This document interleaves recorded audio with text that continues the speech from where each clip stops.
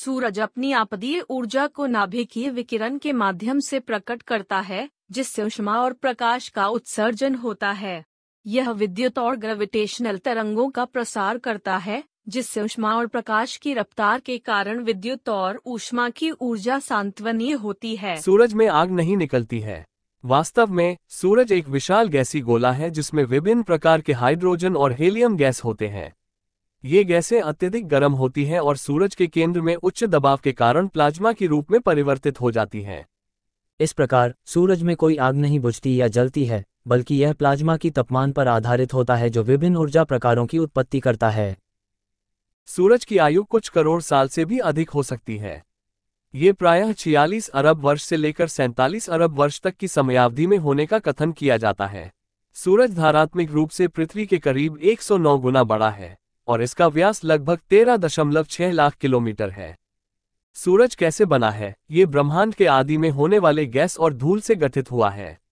ये गैसों के साथ साथ उच्च दबाव और तापमान के कारण प्लाज्मा के रूप में परिवर्तित होता है। सूरज के केंद्र में आवश्यक क्षरणार्थक विकिरण प्रक्रियाएं होती हैं, जिनसे ऊष्मा और प्रकाश का उत्सर्जन होता है और यह हमारी प्राकृतिक स्रोतों की तरह ऊष्मा और प्रकाश प्रदान करता है। सूर्य मुख्य रूप से हाइड्रोजन और हीलियम तत्वों से बना है। ये तत्व ब्रह्मांड की उत्तल प्रवृत्ति के साथ उत्कलन होने वाले धातु तत्वों से बने होते हैं। सूर्य की निम्नलिखित प्रमुख तत्व संख्या में होते हैं। हाइड्रोजन आदि घटक लगभग 74.9% वजन के आधार पर। हीलियम लगभग 24.1% वजन के आधार पर। अन्य धातु तत्व जैसे कि कार्बन, ऑक्सीजन, नीवा, निकेल आदि ये सब मिश्रण में होते हैं, लेकिन उनका प्रतिशत बहुत कम होता है। सूर्य की ऊर्जा प्रकार और उसकी विशेषताएं इन तत्वों के संयोजन और उनके परिवर्तनों से होती हैं। हीलियम लगभग 24.1% वजन के आधार पर। अन्य धातु तत्व जैसे कि कार्बन, ऑक्सीजन, नीवा, निकेल आदि ये सब मिश्रण में होते हैं, लेकिन उनका प्रतिशत बहुत कम होता है। सूर्य की ऊर्जा प्रकार और उसकी विशेषताएं इन तत्वों के संयोजन और उनके परिवर्तनों से होती हैं, जो प्लाज्मा के रूप में परिवर्तित होते हैं और ऊष्मा और प्रकाश की उत्पत्ति करते हैं।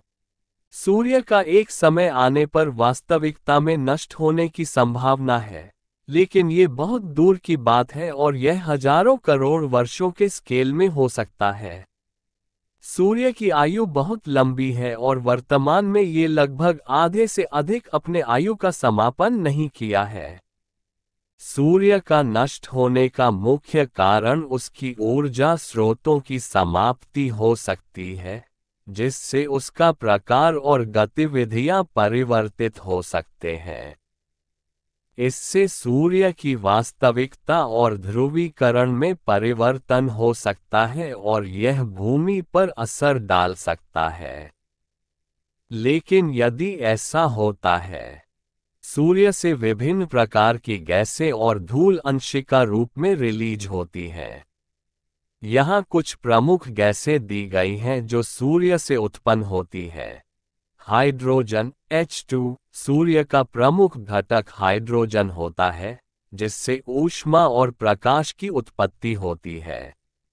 हीलियम हाइड्रोजन की तरह हीलियम भी सूर्य के अंदर ऊष्मा और प्रकाश की उत्पत्ति में शामिल होता है।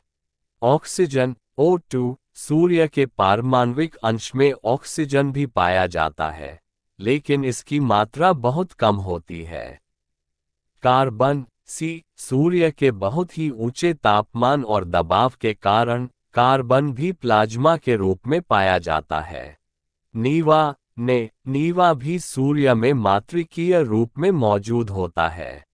हीलियम 3 और हीलियम 4 ये हीलियम के विभिन्न आइसोटोप होते हैं और सूर्य में पाए जाते हैं। धूल अंशिका सूर्य की पृथ्वी के साथ घुलनशील वायुमंडल से धूल के अंशिका पृथ्वी की दिशा में आ सकते हैं।